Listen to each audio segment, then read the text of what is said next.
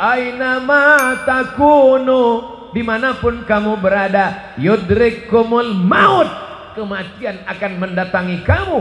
Walau kuntum fi burujim musayyadah, walaupun kalian berada di dalam kotak yang dipaku. Begitulah perbuatan orang musyrik jahiliyah dulu. Dia buat kotak, kemudian dia paku, dia masuk ke dalam. Ditanya sama temannya, kenapa kau bersembunyi dalam kotak yang dipaku? Mudah-mudahan aja malaikat maut nggak bisa masuk.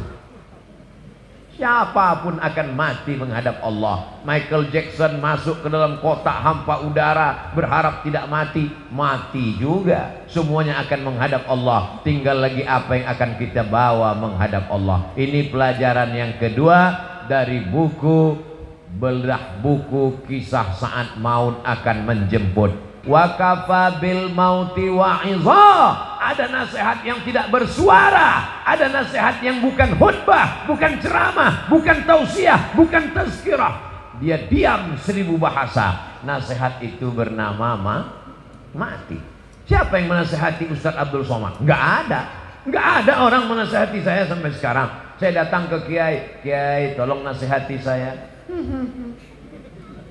Saya kalau tausiah, saya cari para alim ulama yang tua-tua, yang sepuh-sepuh, minta nasihat, minta doa. Mereka nggak kasih nasihat. Mereka katakan, ya Ustaz sudah tahulah, sama-sama saja kita berdoa kepada Allah. Nasihat yang paling dalam yang masuk ke dalam otak dan hati saya adalah ketika melihat orang mati terbujur kaku, yang selama ini dihormati, dibanggakan, dimuliakan, disanjung tinggi. Kalau datang disambut dengan baleho dan karpet warna merah, tapi lalu kemudian ketika mati menghadap Allah terbujur di ruang tamu, dan tidak sampai 24 jam dibawa keluar. Rumahnya rumah dia, yang membangunnya dia, yang beli tanahnya dia, yang cari arsiteknya dia, yang mengumpulkan uangnya dia. Tapi kalau sudah meninggal dunia, sejengkal pun di rumah itu tidak ada yang bersedia menampung dia. Tempatnya tetap di TPU, tempat taman pemakaman umum. Ada rumah yang dibangun, ada rumah yang dikendalikan, ada rumah yang diatur. Sekian tahun nabung untuk buat rumah. Rumahmu berapa harganya? 3M. Wow, hebat sekali 3M. 3 kali minjam. Ada rumah yang tidak pernah kita lihat, rumah yang tidak pernah kita jenguk, rumah yang tidak pernah kita pedulikan, tapi kita akan tinggal di sana. Lebih lama di rumah kita atau di taman pemakaman umum? Saya tanya sekali lagi, lebih lama tinggal di rumah yang kita bangun atau lebih lama di kuburan? Lebih lama di kuburan. Di rumah kita paling kita tempati. Ada orang menempati rumahnya sampai 100 tahun? Enggak ada.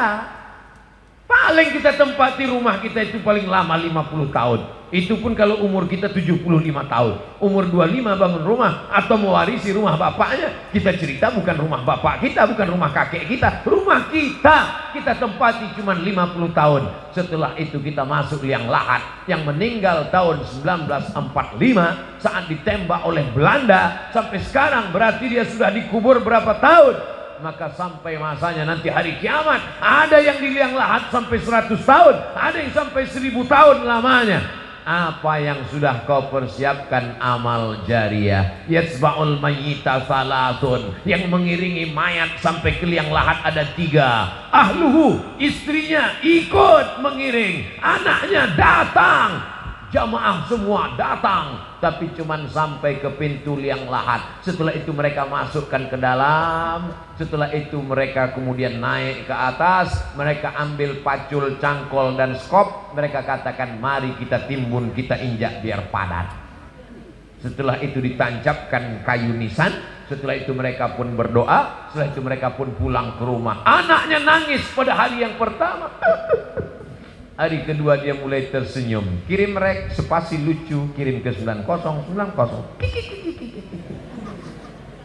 Tapi kalau anakmu soleh, dia akan bangun di tengah malam. Rabbighfirli wa liwalidayya warhamhuma kama rabbayani shaghira. Gimana anak ibu?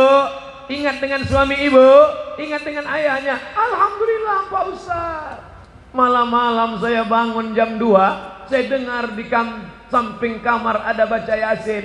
Yasin wal Qur'anil Hakim innaka laminal mursalin ala siratim mustaqim tanzilal azizir rahim. Lalu saya pun bangun, Pak Ustadz, senangnya hati saya, anak saya baca Quran untuk ayahnya. Begitu saya buka pintu kamar, ternyata TV belum mati, Pak Ustadz.